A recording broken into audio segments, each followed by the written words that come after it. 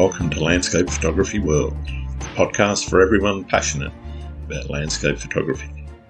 I'm Grant Swinburne and I'll be your host on this show, talking to landscape photographers about their motivations, likes and dislikes. This podcast is sponsored by SyncBack Pro, the professional photographer's tool to keep your images safe. How safe are your photographs? Or to put it this way, how would you feel if you permanently lost some or even all of them? The fact is, there are very real risks in storing your digital images on a hard drive, even if they're backed up to an external device. There's ransomware, hardware failure, file corruption, virus infection, and even accidental deletion or destruction. SyncBack Pro makes this problem go away permanently. SyncBack Pro is the professional photographer's tool to back up photographs, images, documents, and data files. Once set up, it keeps your files safe, quietly and reliably in the background. So if problems occur or disaster strikes, you'll have nothing to worry about. Your photographs will be safe. Which is why it's also the backup solution that I use myself for my own photographs. Take advantage of an exclusive 25% discount today by going to www.backup.sg. This software will never expire, meaning your photographs are safe forever. That's www.backup.sg. Give your photographs the protection they deserve. Vicki-Louise White is a landscape photographer from Perth, Western Australia, with a passion for capturing the beauty of nature. She discovered photography in 2016 following a few years where grief and previous traumas had consumed her. It started with an iPhone on a bowling green on holiday in South Australia with friends who were competing in the National Police Lawn Bowls comp. There was the most beautiful sunset that overwhelmed her. The next day she spent 10 hours walking, discovering and shooting. Vicki's awards include honourable mentions in the International iPhone Awards and Australian Photographer of the Year and very close to an Apple billboard. In 2019, Vicki-Louise switched to the Nikon Z6 and learnt photography all over again, earning features by Nikon and an image used in their 10 years of My Nikon Life celebration. For Vicki-Louise, photography leads into a long-term plan for retirement. The plan will combine past experiences working in NFTs, marketing, photography, and NFT and Web3 fits perfectly into this very long-term plan. Her NFT photography has been displayed at Sydney NFT and at NFT Liverpool in 2022. We talk about how her photography journey has progressed, how she uses photography as a source of relaxation and inspiration for her marketing job, along with a lot more. I hope you enjoy the show. G'day Vicki, welcome to Landscape Photography World. How are you going?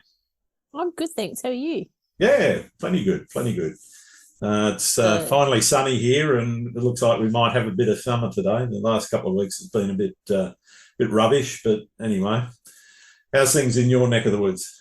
Yes, over here in Perth, we're full into summer now. I think we're on to a 36, 38 degree day today, so loving life at the moment. Spent the morning at the beach. I wish we could have some of those. We've had some terrible weather this summer. It's not been a great one at all. We'll send it your way. Fantastic.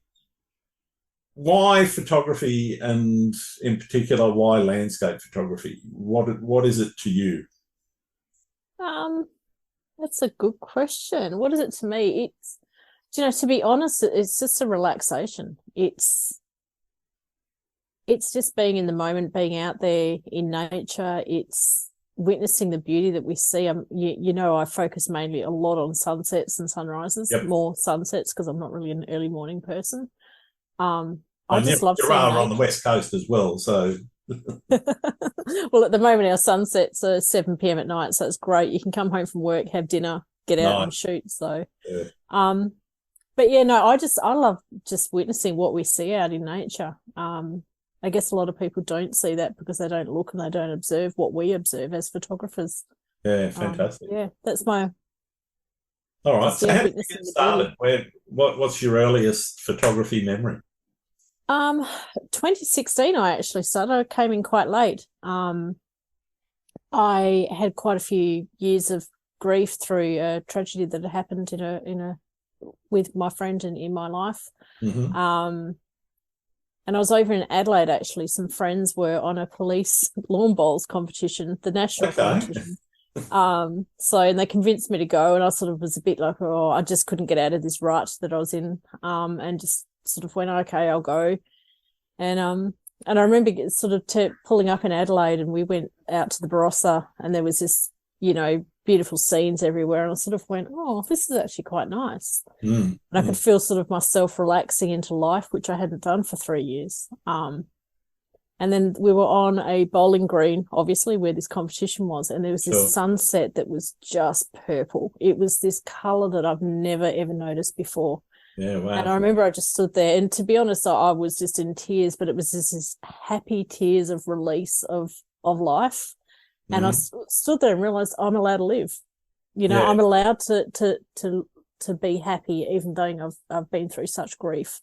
And the next day I actually spent 10 hours walking and photographing with my iPhone. And all of a sudden I was seeing things that, I hadn't seen before or seen for years, and got hooked. So I started off with an iPhone, and off I went taking photographs, and I photographed every day, and I have done since then. Fantastic. Just really got heavily into the iPhone photography. Ended up, getting into a few communities over on Instagram and photography, in iPhone photography. So, yeah. And are you still doing iPhone photography, or have you got yourself a what some people will say a real camera? I call it a big girl camera. Big girl camera, yeah. That's a good for it. I switched up in 2019. So I ended up getting a Nikon Z6 through the recommendation of the late and absolutely great Dale Sharp, who has influenced a lot of my photography and my passion in photography. Studying his images and seeing how photography was done has played a really big part in my sort of shaping where I am and how I'm getting to where I am. Nice. But no, the iPhone photography was great fun. There's a really good community out there. And to be honest, they are real cameras. They are very good cameras too. So anybody that's doing iPhone photography, don't think that I'm knocking it. I think that it's fantastic what you can do with a phone now in comparison to what it was like, Well, I know what it was like back when I had the little chocolate bar Nokia thing, one megapixel if you were lucky. I have to say, I think out of all the iPhones, so I sort of upgrade every year just through wanting to see what they're like. And I have to say, in all honesty, the iPhone 7 is actually the best camera. Really? For harsh, bright light. So over here in WA, we've got a really harsh, bold light. Yeah. I know on the east coast of Western Australia, it's quite a blue hue. Over here, it's quite the yellow hue.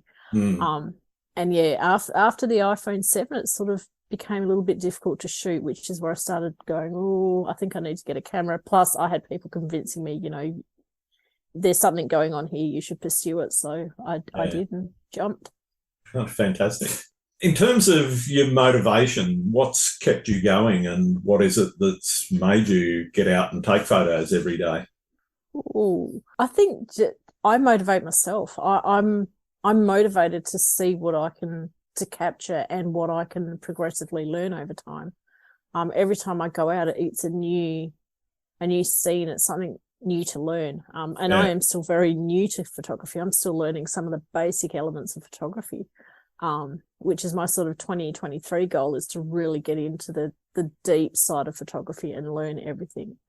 Sure. I have sort of fumbled a bit because I got my camera in 2019, and then we all know what happened at the end of 2019. Not that we had a great deal of impact over here on the West Coast, but it did impact travel and impacted sort of motivation, I suppose. Yeah. I am really looking forward to getting my teeth right into what I call the back end of photography in 2020. Fantastic. Well, I normally ask about people's goals, and that's obviously one of yours for this year. Do you think it's important to have goals in your photography, or do you think it's more of a free flow thing for you? For me, I have to have goals. Goals are what sort of drive me and set me up for my day or my year or my life. My long-term photography goal is I won't share all of it because something sort of, but it includes living in a van and not, that's my retirement plan, is to live in a van and photograph and use my skills within my marketing roles that I'm in my events roles that I have been in previously, plus my photography. So kind of goes into a big scheme that I do have planned. And as you know, the NFT photography world has come into this, and that's become a very big part of my long-term plan as well, which has changed some plans, but it's an awesome, it's a goal that I have, is just to be a photographer in my later years in life. Yeah, great. I think there's a lot of people who have that goal, and I'm certainly one of them. As you can tell from looking at me, it's late in my life, and I've recently chucked in work and decided, okay, photography's it, and giving it as big a crack as I can. One of the other things was meant to have arrived back in November, but I'm actually the proud owner of a motorhome that still hasn't been delivered. Won't be until March. So once that arrives, then no stopping. That's super exciting. Yeah. That's amazing. That'll be fun. And are you just going to travel around Australia? Or? Yeah, my wife and I are going to just jump in and go wherever the mood takes us. So it's going to be exciting, I think. At some point we'd probably do the whole lap, but we'll do shorter trips as well. So we don't have a massive plan yet about how we're going to do everything that we want to do, but there's bits and pieces of the plan coming together. So it got put off a little bit because of the delay in manufacture. That's it's just part of life now. You sometimes have to wait for what you want. Yes, unfortunately, there's no last minute buys at the moment. So, in terms of your approach to photography, in terms of art versus just recording what you see, or documentary photography, if want of a better term, where do you sit on that spectrum, and how do you see yourself progressing? Is it more towards the artistic end, or are you, sticking firmly to the documentary end, or somewhere in the middle? I actually like the challenge of single image photography. So challenging myself to be able to take an image and present to whoever wants to see that image exactly what I've seen, or close to. Obviously, we enhance photos to suit whatever medium you're putting that photo on. Sure. But no, I have a whole pile of images that I've shot to test composites and see how I feel about doing them. It's just something that doesn't really, I guess, interest me. And I don't mean that in the way that I don't agree with it, because I love what people do, but it's just not something I'm focusing on.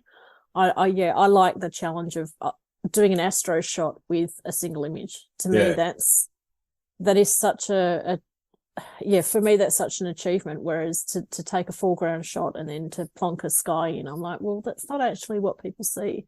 So I think I'm going to remain a little bit of a natural photographer, as you say, the documentary style. I do enjoy. I have photo stacked.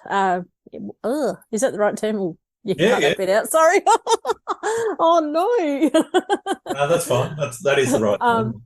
I have photo stacked an image just to test that out, and I quite enjoy doing that as well. I've got a whole pile that I shot when I was up on my trip in the Kimberley. So really looking forward to getting into that. But I've actually only just been able to start editing properly in Lightroom and Photoshop, because I've only just upgraded my Mac since I started photography. And as we all know, that's something that can really impede anything that you do when you're editing and it crashes. And my old Mac was literally crashing every edit step. Ouch. So I was really losing my sort of motivation, whereas now I can sit down and edit for 6 hours straight and be totally in the zone for the whole time. So that's a really good experience. So when you're going into the field and going shooting, are you doing a lot of planning beforehand, or is it more of a spontaneous activity? Some shots, yes, some shots, no. Sometimes I'll just see the clouds in the afternoon and realize that those clouds are going to produce a beautiful sunset. And I'll go to wherever I can get. I do play a bit of what I call beach bingo here. which is drive along the coast and whatever car park you can happen to get at sunset, that's where you shoot from. It's a bit of fun, to be honest. Sometimes you end up at a beach that's really not, a nice scene, as much as you would think every beach is a nice scene. A lot of shots that I do where it's landscape based. So an astro shot, that's obviously planned. I've got one that I've attempted 3 years in a row now down south, where the Milky Way only lines up in the spot that I need it to get this shot. In 1 week in the year. And there's one other photographer in WA that knows of this shot that I'm trying to get, basically because I got too worried down there one time and said, "Are you here? Come down." So I but the weather's just gone against me on that one.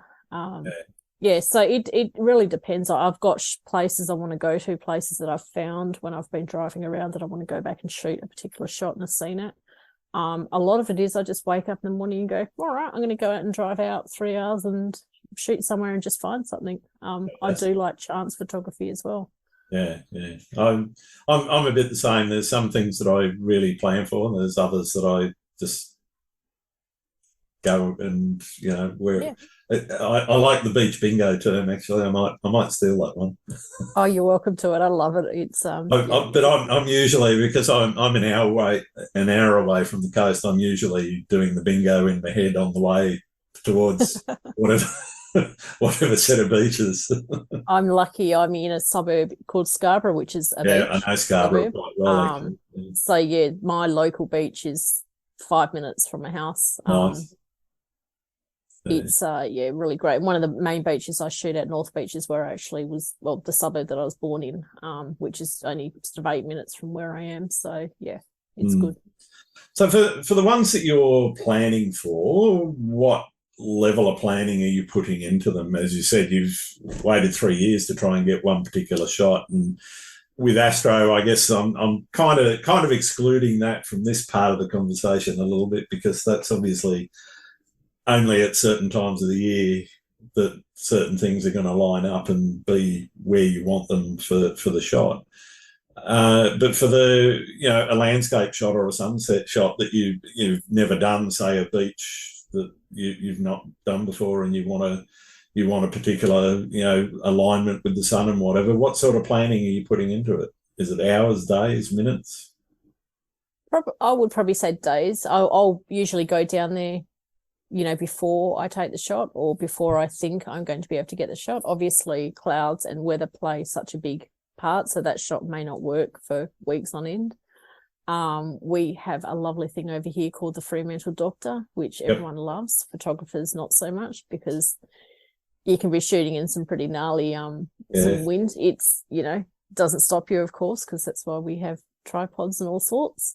But a lot of places that I've gone to where the waves just wash up. I think New Year's Eve I was shooting down at North Beach, where I go every New Year's Eve, and just, as I think you and I have joked about it, the wave got me up to the neck. But I got the shot, so who cares? But so I suppose I do a fair bit of planning around with photo pills for lining up the shot. I'll usually go down and check the tide as well to see what sort of tide's coming up for if I want the water movement style shot. And then it's just watching the weather, if it's going to be a real windy night, or if it's going to be still, if we have clouds, what sort of clouds we're going to have. I've somewhat become a bit of a sunset cloud expert, so I can sort of look at a cloud in 5 in the afternoon. I'm very lucky I get to drive home towards the beach, which is where our sunset is here. So I get to sort of have a look at the clouds and go, oh, that's going to be a nice pink one tonight, or that'll be orange, or so. Yeah, a bit of planning goes into it. And again, it just depends, Some days I finish work and the last thing I want to do is go and shoot, and I don't force myself to shoot now. Whereas I think I did before. I forced myself to shoot every day. Now I shoot when I feel I want to, or if I plan a weekend away shooting. Nice.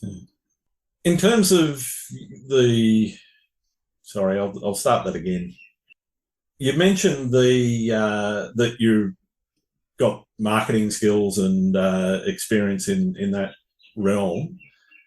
How much of your success would you attribute to your ability to communicate and communicate well?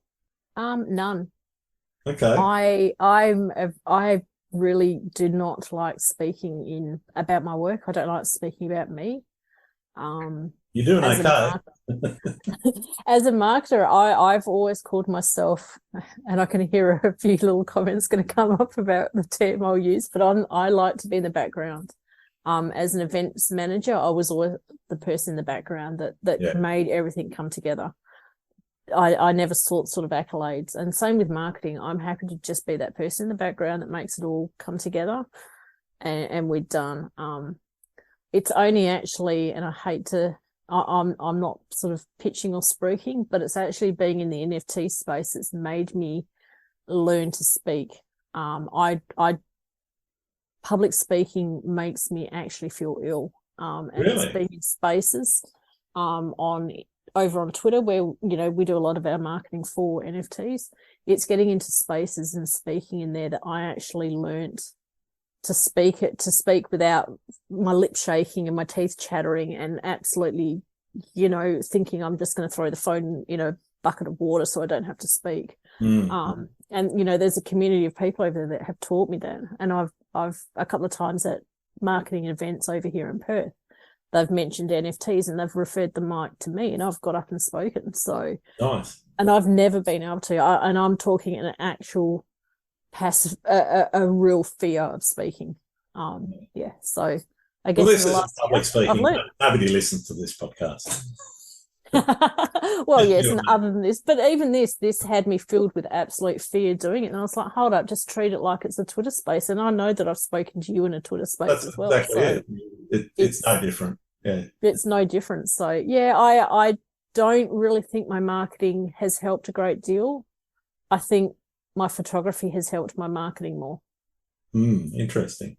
The job that I'm in now, they get a photographer and a marketer. So nice. Really good on your CV, just quietly. Yeah, that doesn't surprise me. How would you define success in your photography? And I don't necessarily mean commercial success, though that might be your main game. In general, what's success in your photography mean to you? I think producing an image that makes me happy. I don't know if that's selfish or not selfish, but I think it's so. Producing an image that absolutely, there's moments when you shoot and you completely are overwhelmed by the beauty of what you're seeing. And if you can put that into a camera and then take it back out of that camera and give that to people and they can see what that beauty that you've just captured, to me, that's success. That's a win for me. Yeah, right. How do you balance your full-time work and your photography? I have a very awesomely understanding boss, to the point that I'll even get a message from him saying, "Oh, I've just checked he's a boatie, so I've just checked the cameras and the clouds are looking really good. Are you storm chasing this afternoon?" Or some days I get home and my brain will not process anything else other than what I've done during the day. So that's my night off.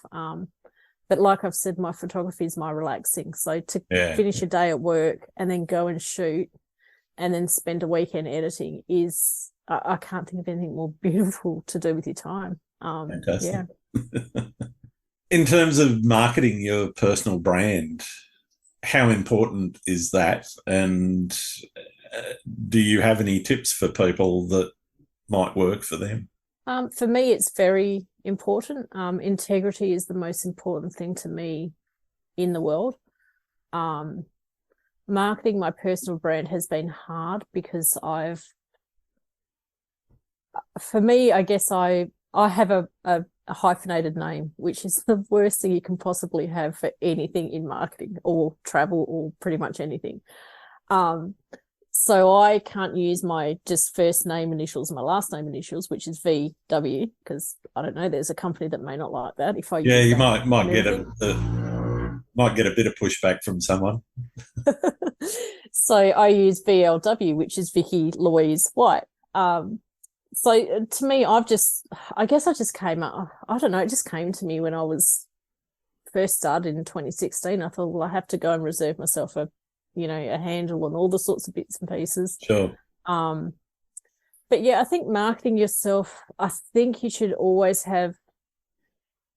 be open and honest and be bit vulnerable, but not be so vulnerable that you shock people. That's my only advice I'd give is, yeah, you don't need to share absolutely everything that's going on behind the scenes of your photography or your life in order to market yourself. That's my biggest one. And I guess I keep different genres of photography apart. If you're promoting on social media or using social media, which we all do, and it's part of photography. If I am shooting, I don't know, night scenes or street photography, which I dabbled in a little bit, never really kicked off for me because, I don't know, it wasn't my scene. I had a separate account for that. So that's just me personally. If I've got a follower that wants landscape images, they're probably not going to want to see your food photography on that same feed. So that's my only thing I would say is think about whether you keep that separate or not. And you can link it all together anyway. Yeah, that's it. And they've finally got around to giving you tools that you can manage those linked accounts in a more cohesive manner than it used to be. Yeah. One of the big ones that I'm using is Linktree as well. So Linktree is a really good tool that a lot of people may not realize how good it is. You can just put a link to every single thing that you've got, your website, your other social media. I've got a few virtual galleries now for what I call my Web 2 photography. So just that matches my website. And then my Web 3 photography is also in a separate gallery. So I keep those separated because I believe they should be. But yeah. In terms of the marketing skills that you do have, how have you applied that to, I mean, you just mentioned they're separating out, and you mentioned before reserving a brand, the VLW photography brand. How much of that sort of came from your background in marketing, and how much was, it's just obvious I've got to do this? I think most of it is, it's just obvious to me that's what you need to do. I think keeping a cohesive brand is something I've learned through my marketing role. I'm known as the brand police in most roles that I've had. And I always believe that if you drop your logo or a selection of your images on the ground, can someone walk past those and go, oh, that's VLWs, or that's Grant's, or you know what I mean? So with your logo, like I know that the logo on your with your Grant's Swinburne photography logo, I know that that's your logo. So I know if I saw that on the ground, I know whose that is. So I guess it's that brand awareness. And whether that brand is you as a person and your name and just your personal photo, or whether it's actually a logo that you've created, I think that's really important. And it doesn't mean you have to slap your logo on every single photo you take. We've all do it at the beginning of our photography journey. I've never done it, to be honest. Well, I was told that you had to, so I did. And then I went, I don't want to, so I'm not going to. I watermark them on my website because A, I can, and B, they're slightly larger files than you're going to get in Facebook, et cetera, and high quality. So I just don't want them being nicked more than anything. But other than that, on social media, I don't think I've ever posted an image with a watermark on it. Yeah, I did in the early days. I've kept my Instagram account. I've actually kept my very early photos, which, you know, your horizons, you have to bend your head to get the horizons straight. And I've actually had quite a few people say to me, you should remove it. It doesn't look professional. And for me, it shows my progression. It shows where I started in 2016 to where I am now, which I'm so phenomenally proud of where I am now. I've learned so much in that short amount of time. But I can honestly say I've never really worried too much about curating, particularly Instagram. You won't see very many personal photos. You might see the odd story. You're likely to see more coming from my wife than you will from me.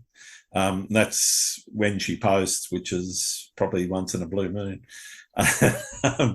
But everything else is just there. It's just they're the shots that I took at that time, and it's never been a thing. I've always wondered though, because I mean, probably in the first year or two using Instagram, started looking around and seeing what some of the other, people with larger followings and whatever were doing and why they were doing it, or trying to find out why they were doing it. I never really understood that highly curated.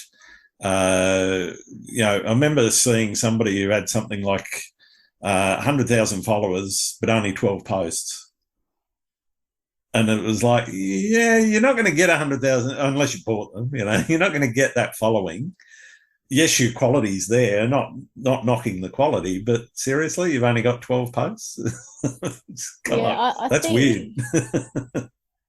I think the sort of rise of the dreaded reels, as us still photographers say, is actually a good thing for photography, because you can showcase behind the scenes. And I love doing a little behind the scene video. It doesn't have to be long. It doesn't have to be, you don't have to get in front of the camera. I don't like being in front of a camera. I'd rather people see what I'm seeing, not me, because that's not what we're there for. Stories, I find, are really good for doing a little bit more personal, so people can actually get to know you a bit more. So whether, everyone knows me come summer, you'll hear me ranting about don't walk your dog in the middle of the day. And I'll be posting on, my Instagram, because I believe that if there's people in Perth that follow, hey, I'm going to use my Instagram to remind people. Sure. That is something that I'm horrifically passionate about. And fair enough. It can get exceedingly hot, very dry as well, which is one of the things that is quite different here. And usually if it gets up to 35, 36 degrees, it also is accompanied by about 85, 90% humidity. So everyone's just sweating.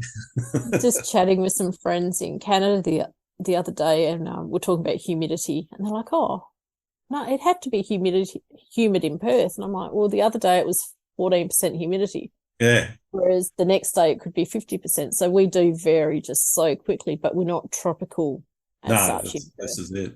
But also, you combine a 38, 39 degree day and 14% humidity, and you're going to dehydrate pretty quickly.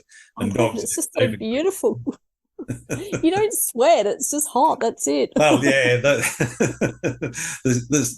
fact that you're not sweating is probably a sign that you've dehydrated. Oh, dear. Where do you like to shoot? Obviously the beaches around Perth are your regulars, but aside from that, whereabouts do you enjoy shooting? My new favourite spot that I want to go back to, and I'm trying to convince my boss that we need an office in Kununurra. I just recently in August went up to the East Kimberley, and for those people that don't really know what Perth is like, Perth is quite flat, as in ranges. We've got the Darling Range out the back of Perth, but it's quite flat. So I'm really grateful that we have a beautiful ocean with the sun setting over it. But I got up to the East Kimberley, and there were the textures and the colours, and I was just like a little kid in a candy store. Yeah. I really want to get back up there and do some more shooting. I want to spend, probably a good month up there just shooting, and a lot of landscape, a lot of, I like going out to our wheat belt region because it's really dry and vast and just arid looking. I love those scenes. I definitely want to get a bit more into this sort of Salt Lake scenes. There's a little area to the northeast of us that I'm. Are you talking aerials for that, or are you? No, I am tempted to get a drone. It has been mentioned a couple of times in my conversations lately. But I love being able to get. I just like the challenge of a camera, and I know everyone loves a drone shot. I like the camera. I like the tactile feeling of the camera. I like the physical, finding the settings. I like stuffing up the settings and then having to go back and do, I love all of that. I actually like the physical process of taking a photograph. And I'm not sure if I'll get that with a drone. I think the drone, to me, may feel a little bit more back when I was iPhone photography. So it feels more like a game, not so much as a... No, and I don't mean that in any disrespectful way to drone photographers. because the thing is, I do have a vision for what I want to do with a drone that I've not seen anyone do yet. Okay. So that's kind of, I'm almost swayed. Yeah. But definitely there's a lot of spots I want to get out to. It's a lot of spots I want to reshoot. So that I did go out to when I was an iPhone photographer. And I want to get back out there with the camera and reshoot. Yeah. Because the iPhone photos are good and you can print them up large. I've printed them up to 100 centimeters long.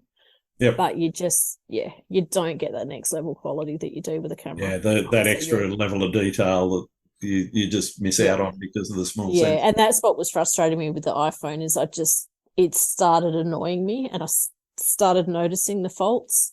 But that's just me personally. That's my, I knew I needed. To be honest, though, I think a lot of photographers, you buy an entry-level camera even, or you just start off with point and shoots, and you get to a point where you're hitting the physical limits of the gear that you've got, and you then have to progress. I'm not saying everybody. I know some people I know some beginners, and I've had beginner clients of mine on workshops or whatever, and they turn up with an R3, with the latest RF lenses and whatever. And it's like, okay, I can teach you, a bit about how to use that to get the best, but you probably missed out a little bit on some of those steps of progression where you actually hit those limits of the gear. And that then drives you to, I've got to get a bigger and better sensor or better lenses or whatever it is.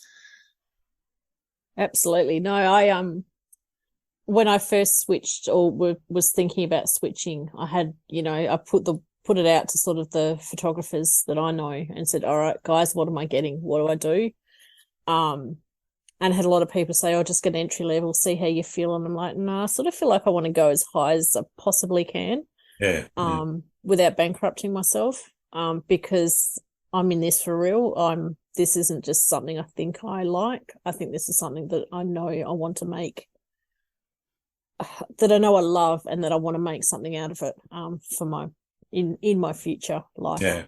But that's kind of what I was saying, though. You were hitting the limits of the previous camera, which Absolutely. was your iPhone, where it was kind of like, okay, I've got to go bigger and better, because if I don't, I'm missing out on something, Yeah. And that's the biggest thing, is not holding yourself back by what you have at the time. Obviously, where you live influences quite a bit about what you shoot, as you say, sunsets and so forth. Does it influence how you shoot? Oh, I don't know. I think it does, in terms that some really good spots in WA could be a 4-hour drive or a 4-hour plane trip away. Sure.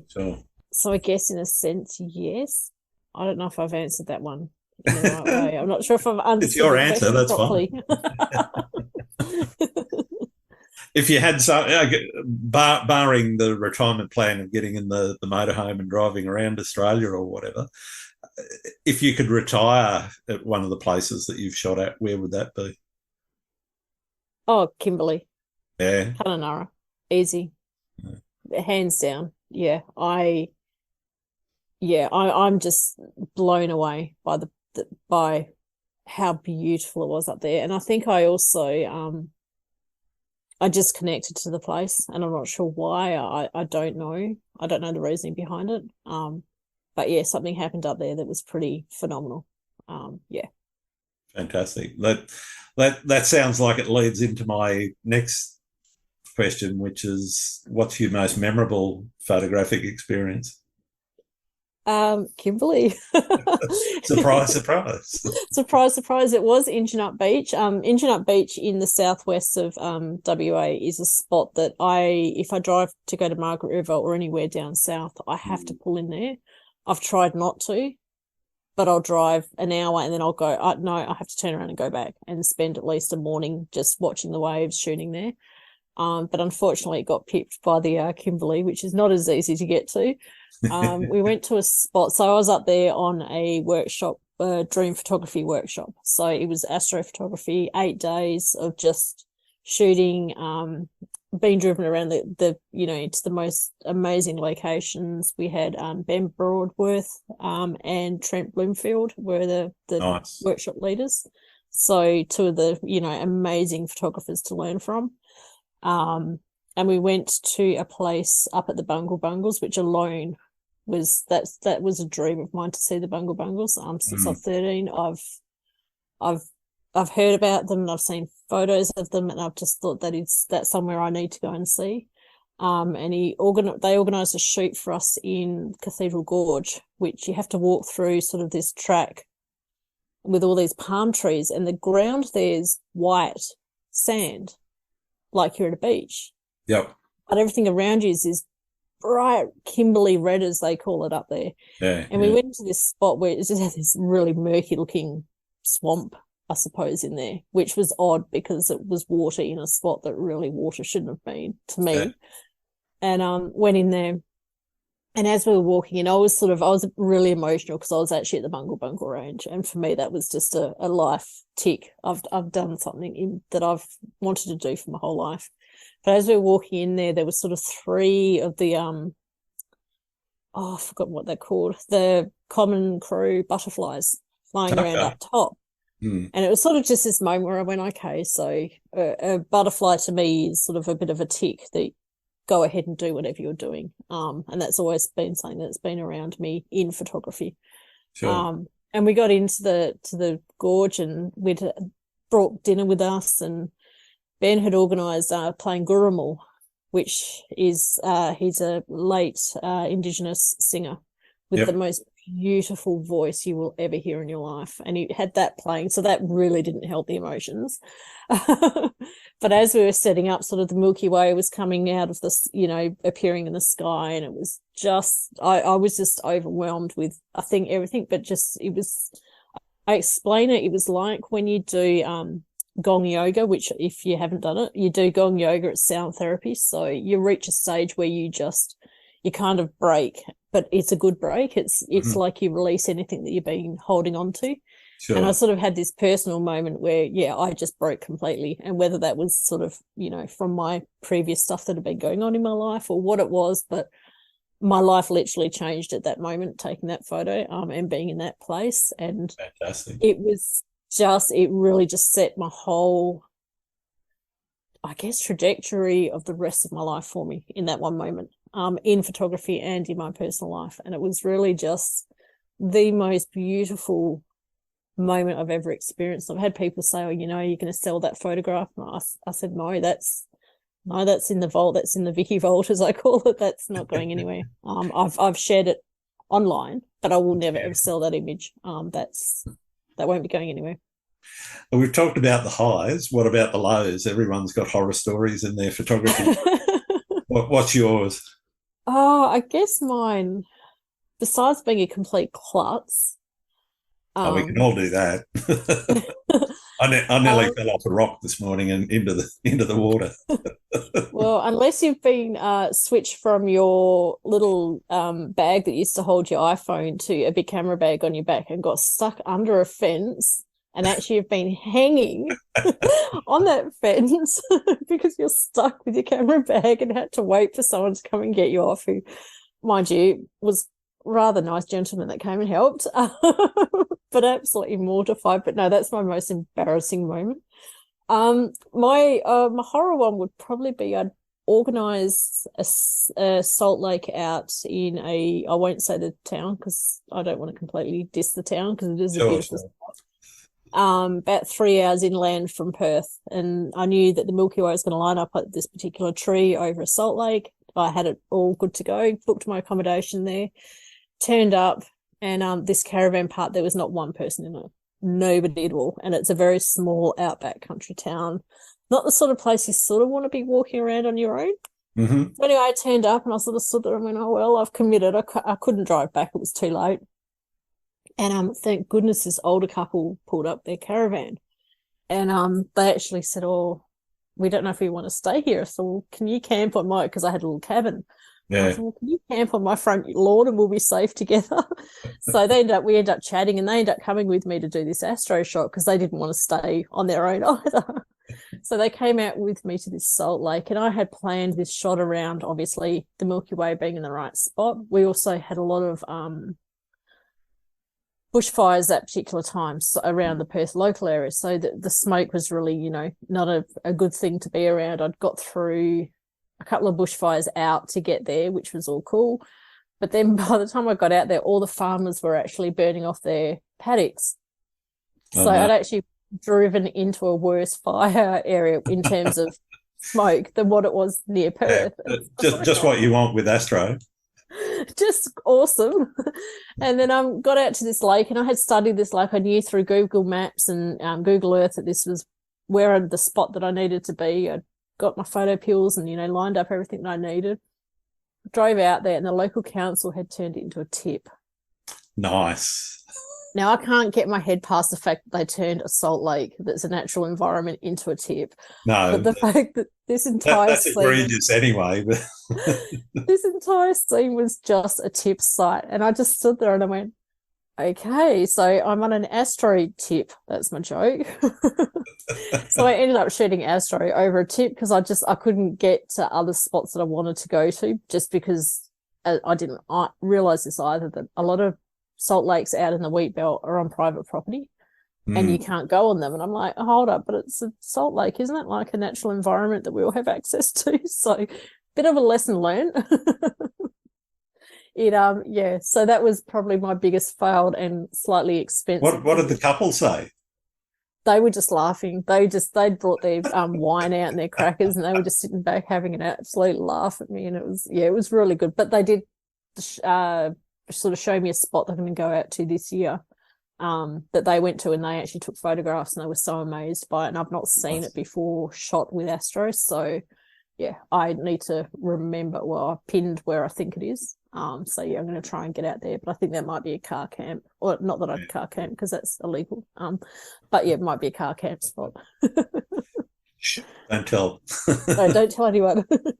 What have you learned about the world through photography?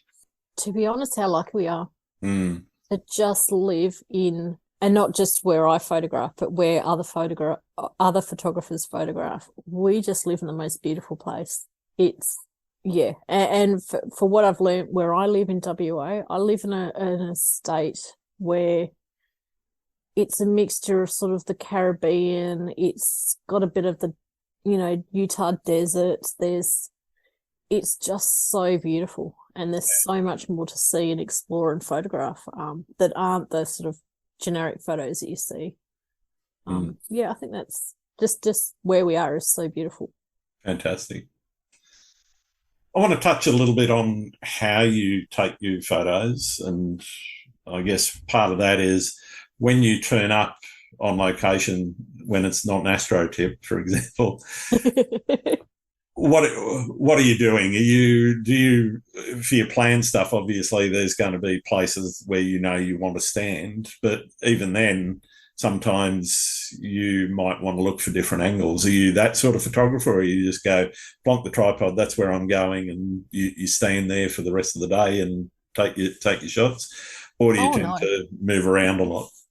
No, I'm a mover. I sort of look at. I think it might come from iPhone photography. Is when I used to shoot with an iPhone, I'd come home with 1,000 odd photos, and I'd maybe get one photo out of there that I was happy with. And obviously that was early on and learning. Sure. But I sort of believe I always aim to come away with 4 good comps out of every shoot. Yeah. And not every comp, because it's the ocean moves. We don't have a choice where the waves are going to go. Mm-hmm. If I'm shooting reflections, the reflection lasts for a second. You've got less than a second to shoot that shot. So quite often I'll be moving, walking. I've started at one beach and walked, 4 beaches down and found a shot that I like more. Yeah. And even if it's the same stretch of coastline that I'm on, I can find a different shot every day, because the ocean just changes so dramatically. It's, one day you've got rocks, the next day the rocks have gone and it's white sand, which I still can't get my head around how that happens, but it does. So yeah, I think when it comes to setting up, I'm I know where I'm going, I go there with a plan of not just having one shot or one composition. I always try and sort of different styles and different things. I'm always trying different things as well. And whether they work or not, that's fine. I'm happy if I don't come away with the shot. I'm happy if I've come away and I've learned something or learned not to do something. That's great. Do you prefer shooting alone or with other people? A bit of both, probably alone more, because I go out and I get into a zone and I just go. I don't want to have to say, oh, I'm moving over here. There's a couple of photographers that I have been out with and we just turn up and you'll end up 5 beaches away from each other and then message saying, hey, I've gone home, see you. So there are photographers that completely understand that, you just sort of go off. When it comes to, sort of astro or storm photography is something I've recently gotten into. Not very well either, because I've only just got my almost first lightning shot. But I've got a few goals I want to kick there. I am probably going to get a couple of locals and go out with them, just more for the learning the somewhat of a safety side of it, because it's a storm. There's not a great deal of, stuff that you can follow. But I think I'm more of a solo shooter. I just, I can end up driving 2 hours to shoot somewhere and then end up driving 4 hours in the opposite direction. I quite often I'll just leave on a Sunday morning at 4 a.m. and drive somewhere and just see what I find. I love doing that. I think that's a really cool way to do photography as well. Great. How about when you've got the shot or you've got your 4 comps or whatever it is that you're pretty happy with? Are you straight back in to the laptop and into editing straight away, or do you leave things for a while and let them sort of germinate and sprout a little bit later? I think I go in and I do a first run through. If I'm really excited about it and I know that I've got, the shot, as we call it, I'll go straight in. I tend to edit. I guess I haven't really worked out my new editing style now that I'm not crashing a computer through every step. So I can actually spend a good, 4 or 5 hours editing. So I guess for me, that's weekend time. I guess I use the evenings at the moment for sort of culling down and getting, the best shots that I like. Yep. But I'm finding that I'll go back the next day and I don't like those shots anymore and I like the ones that I rejected. So I'm not sure if that's self-doubt or if that's something all photographers go through. Maybe you could expand on that. But I'm finding that I'm editing and then I'm looking at it a day later or a week later and I go, oh, what on earth were you thinking there? I tend to cull fairly quickly, edit the ones that I think I like and see where I can take them. Sometimes halfway through the edit, it's like, no, this isn't working. And I do that too. I get there and goes, no. And sometimes it might just be a process of taking it back a couple of steps and maybe redoing or doing different steps, or does it look better in black and white? Sometimes, if it's a more abstract image, does it look better if I, rotate it 90, 180 degrees? Sometimes that works, particularly for aerials. I always look at things that way. Actually, somebody, I can't remember who it was, taught me a trick, even with other landscapes. Flip it 180 degrees, and if it still looks good, it's probably a good image. Red McGann taught me that recently. Okay, yeah. And what that means is you're looking at it in an abstract or an alternative way, and what it will show you is where your image might be unbalanced or your composition might be unbalanced, for example. Because when you're looking at it in that 180 degrees, you're not looking at it, you're looking largely at shapes, not at it as a landscape per se. And so I sometimes do that if I'm unsure, I'll flip it 180 degrees. There's others which I look at and I go, yeah, I nailed that. They're rare, but that happens. Yeah. But, for me though, I tend to get in pretty quick and start looking at them. Though there are other images that I've found little gems that I discarded or just didn't notice in the first pass, and I might find them, weeks, months, years later. Yeah, I've got a few some shots I took up north that I just haven't got my head into yet. I shot from a open helicopter For the first time. So it was, I actually when I went on the trip, it was an optional extra, and I was like, oh, I'm not getting in a helicopter, no way, like as if. And we're in the Bungles, and it was Ben and a Queensland photographer, Gav, and Emma, who's Victorian, who dared me, and they go, just do it, just get in there, just go. And I had a little bit of a kiddie for anything that I may want to do up there. And I've gone, yeah, okay, let's go, guys. And I was just like, oh my God, what have I said yes to? And we ended up getting a bad lighting time. So it was 1 or 2 o'clock in the afternoon. There were horrific bushfires up there. So it was smoky. So these photos are just so smoky. But isn't that what dehaze is for? Yeah, because I only had my old because I only had my old laptop when I got back from the trip. I really couldn't get into the editing because it wasn't an environment that was concentrating. So I'm looking forward to, I'm actually going to set a day aside of where I just find, like, I've culled down, I know the shots, but Trent actually lent me Dale's lens to go up with, which is one of the most beautiful. I was just absolutely petrified. I was like, I'm just overwhelmed that he'd lent me this lens. So yeah, it's probably going to take me some time looking at those shots and feeling and finding the ones that I want to share. Just because that's just a real special sort of moment. But as it was, we got to the last day after the workshop finished, and we had a spare day, and one of the girls and I just went, let's go in another helicopter. So we went up again. Pretty sure I could have bought a drone by now. But they're not cheap trips on the chopper or light aircraft. I was talking to Mika Boynton, who used to shoot up in the Kimberley quite a bit, and she was saying she does quite a bit of aerial photography from a plane, and yeah, she says that's one of the things that she's really, I guess, very cautious of, is the expense that it you've got to kind of pick and choose where you go. I sort of, once in a lifetime trip that I had. Yeah, absolutely. I always look at it that way.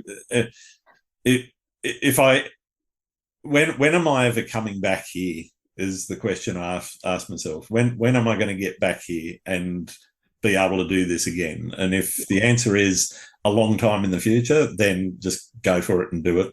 And that's exactly how I went. I just went, when am I ever going to get, I may get to do it again, and I hope I do. And absolutely, there's a plan. But let's take advantage of this moment that we're in at in now. So yeah, I have zero regrets. It was so much fun. Absolutely so much fun. I came back, I was like, okay, we actually had a helicopter lift some equipment for work, and we set up, videos and stuff, and then I said to the boss, oh, sorry, I only shoot from helicopters now with doors off, so not doing that one, thanks. Do you print any of your work? Yes, my house, I have all of my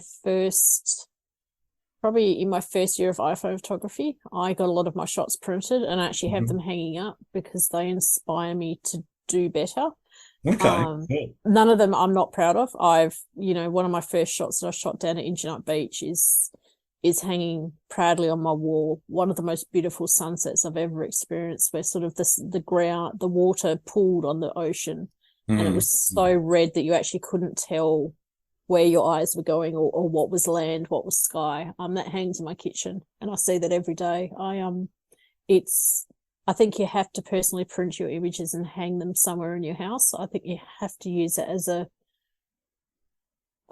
base from maybe where you've started to where you're going. Yep. I do sell prints. I've sold quite a few prints, which still surprises me every day. That's just something that I sort of get a buzz out of. I like once a year I try and also donate a print to a charity fundraiser. Nice. Unfortunately, we have a lot of, as you guys would know, over the other side of the country, we have a lot of bushfires. If there's ever a bushfire, I'm sort of fundraiser. I'm one of the first. So I'll always put my hand up and say, hey, I'd love to be involved. But no, definitely print. It's my biggest tip to anyone is print some of your images up. You don't have to get them, they don't have to be blown up, framed.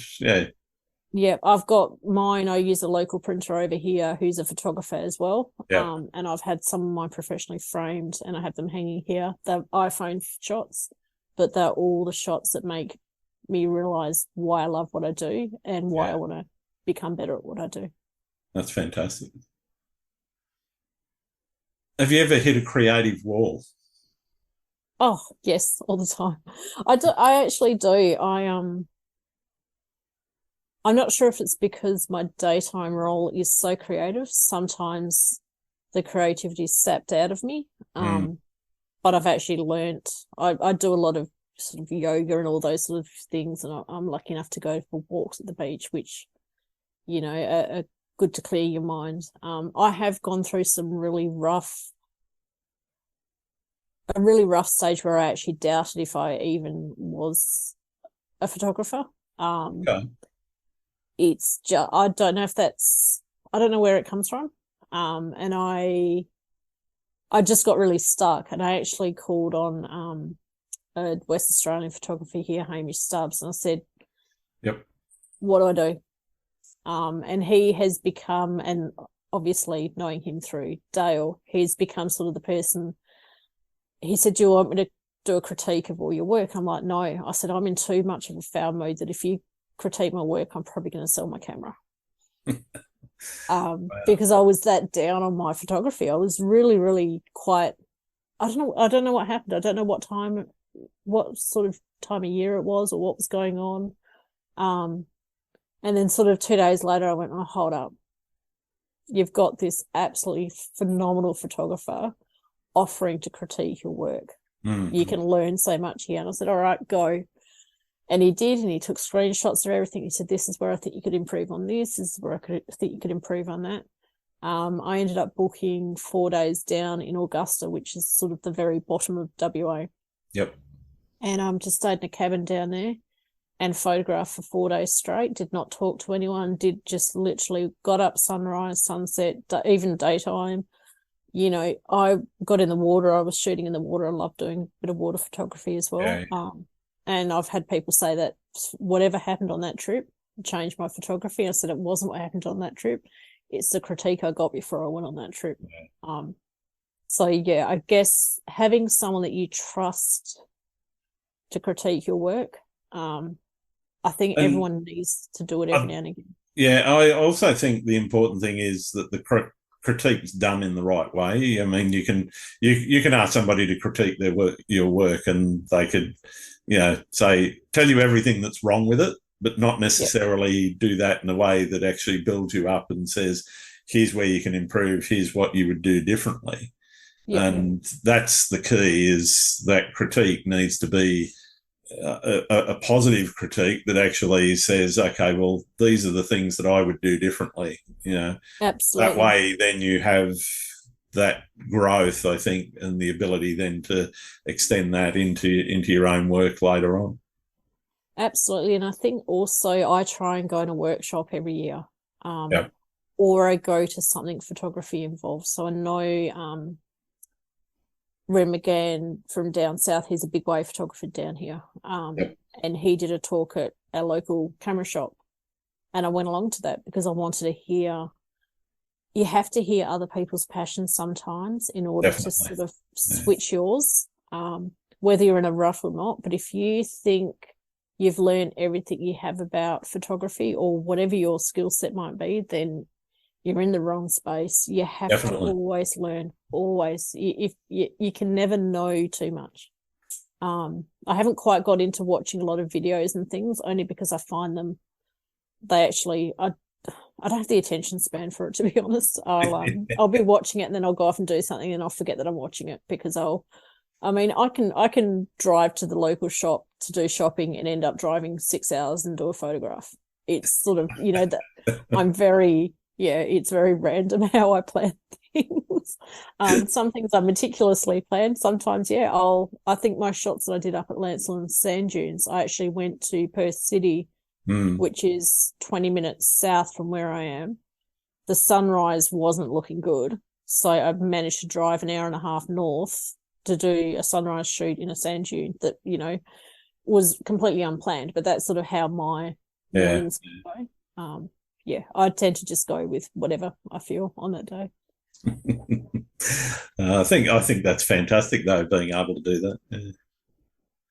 It's I think a lot of people put value, and it's something I'm experiencing in sort of the world that I'm getting into with the digital photography and the NFT photography, is that value is placed on the amount of sort of, hikes that you went on, or the money you spent on the trip. And to me, value is what you produce. You can literally walk out your backyard and take a photo that is the best photo that anyone's ever seen, depending on what your backyard is, of course. If you're into urban, might work. Well, I know some people absolutely love banal photography, and they've got photos of shopping centre skips on their wall, and car parks and service stations, and that's their thing. It's not my local guy. We've got a local guy here that does alleyways. Like the back alleyways behind houses, and then he'll photograph people's backyards. He won't ever say where it is, but most of us can recognise them. But he'll just find really weird, like there's this one backyard here that's got this beautiful old hut in it, and I desperately want to shoot it with the sunrise above it. But I know it's obviously can't say where the spot was. This guy's just coming up with the most weirdest photographs and the most weirdest spots, and he literally does it on his walk in the morning when he takes his dog for a walk. It's it's the value is what the person who sees it is feeling absolutely and experiencing. And I think that it's that difference in being able to see everyone sees the same thing, but it's how they see it. That's the difference, and it's that difference in how people see things that I think is the wonderful thing about photography. Absolutely. It's you see the details that I don't think everyday people see, or the other week we had a really awesome storm front came through that had every sort of cloud that you want a storm, momentous clouds, everything. And there were people just walking along the beach, chatting to each other, not even looking up. And I'm like, guys, have a look above your head. There's some of the most epic storm clouds you'll ever see in your life. The people walking around with their phone in their hands, looking at their phones, and there's this beauty above them. Yeah. I guess that's where we are so absolutely, and I even hate to say it, but we are so blessed with what we do and what we see. It's definitely. Only some people get to experience and see what we see. I don't know why. I don't know why it is. I'd love to know the science behind how a photographer sees what they do. Yeah. I don't know. There probably is some kind of strain of brain science that you could apply to it, and somebody somewhere might end up working out what that set of chemical or electrochemical processes ends up looking like. But I honestly think it's probably going to be different in every person. I think a lot of it's derived from emotion and experience. Absolutely. I think most photographers have experienced something traumatic or something literally eye-opening in their life that has made them see life differently. And I think that's probably the pinpoint of probably most photographers, is something's happened that made us see life differently and maybe even appreciate life more. Maybe that's what it is we have an appreciation for life. Talking about seeing things differently, where do you see photography going into the future? Oh, I don't know. I think it's going everywhere. I think photography I just think photography as an art form is always going to be there. It's always still photography will always be there. It doesn't matter what the future holds. People are always going to need physical still photography in their life. They may like different styles of art, but I really think photography is always going to be there. I think digital photography, as in moving film photography, is becoming a lot more prevalent, only because it can be used so easily now to promote work or to promote anything, to be honest. I think the future of photography is amazing. I'm glad that I jumped in, gosh, it's 2 years now, into the world of Web3 and the future of photography. I'm so glad that I've been in that space, as have you, from the beginning, because as much as it's still being whittled out and things are changing, the Web3 photography world it's happening. I don't think it's slowing down. I think its uses are changing, but I think the uses in the commercial sense, which is what I've always had in my head is my target area, I think it's slowly going to come about, and it's not all going to be video photography. I think virtual worlds are going to happen as well. Yeah, very much so. We may not like it. That's beside the point. But embracing that and being part of that, I think, is really important for photographers for their future. I honestly think tactile, real life photography, as in a photograph that you can actually see, touch and feel, is always going to be around. But I think photographers have to embrace digital. That's coming mainly not from what I'm involved in the digital NFT space, but that's from when I used to work at universities, and we used to, these were all part of future studies, is how the virtual world's going to work, because it's going to happen. And I mean, we were fast tracked in the last 2 years into a virtual environment, which I think was brilliant, that all this technology happened so quickly because it had to. Yeah, very much so. But it's also inclusive. It means that anyone can be involved in anything, no matter where they are in the world and no matter what their socio-economic sort of environment is. So it just means that photography and art has become so inclusive now. Definitely. What challenges do you see on the horizon? I don't know. I think people being open-minded. I think people's personal challenges are actually going to be the challenges. Interesting, yeah. I think that's going to hold a few people back. I'm a jump in. If something new comes up, new technology, new anything, I'd jump in. If it doesn't work, jump back out and carry on with life. But I think that's going to be the biggest challenge, and the biggest thing to hold people back is actually themselves. Yeah, I subscribe to that as well. If you don't try, you don't know, and if you don't know, you absolutely. Why die wondering? Give Absolutely. it a crack. If it doesn't work, as you say, jump out of it. The best no decision is irreversible. Well, this is it. Unless you chop your head off. That's... yeah, true. Probably not going to help a photographer either. No, that's right. I think failing to learn, I think it means, is something I've always gone by. Is you have to learn, you have to fail, and you have to learn from those failings. Absolutely. Yeah. What do you like to do when you're not out shooting? Long walks on the beach? No, I do. I love going for a walk at the beach. I don't have a dog, and I go to the dog beach and walk, because seeing dogs at a beach is the most relaxing, funniest thing you can ever do. But obviously catching up with friends, I love yoga. I've had a bit of an injury lately, so not really doing much of that at the moment. But yeah, I had a bit of an accident. I had a truck. I was out photographing, and I had a truck road rage me out in the country, who actually rammed me while I was at 100 k's an hour back in 2019. So my back got a bit wrecked from that. Ouch. Yeah, not a nice experience. It was quite horrific, to tell you the truth. But yeah, it stopped me driving for some time. It stopped me going out on country roads. It started really impacting my photography, because it was quite it was like a scene out of a movie where he was just road raging people and trying to push people off the road and stuff, and yeah, just ended up ramming me. I managed to keep control of my car, but couldn't drive after that. I was so traumatized by it. Wow.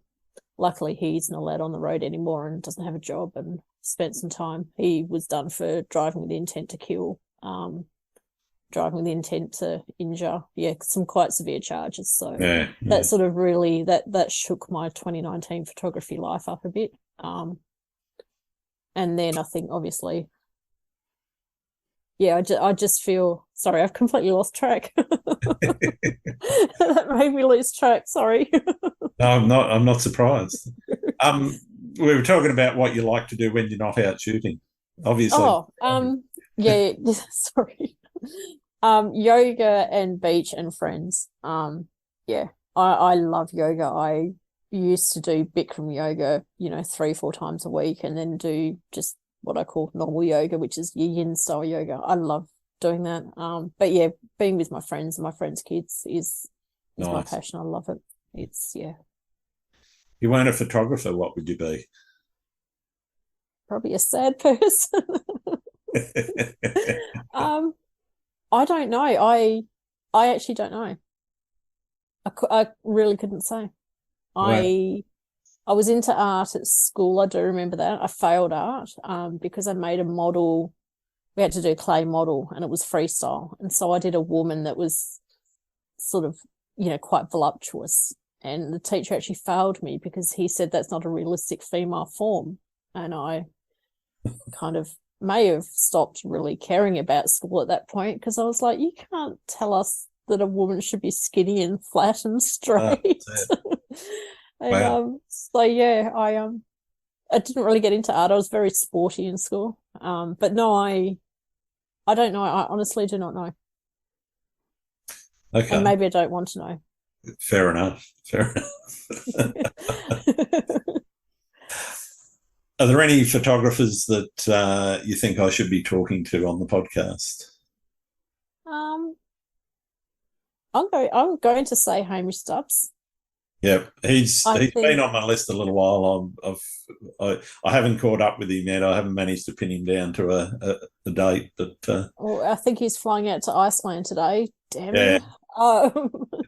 So yeah, I would say definitely Hamish Stubbs, just because he deserves any platform to speak about photography on.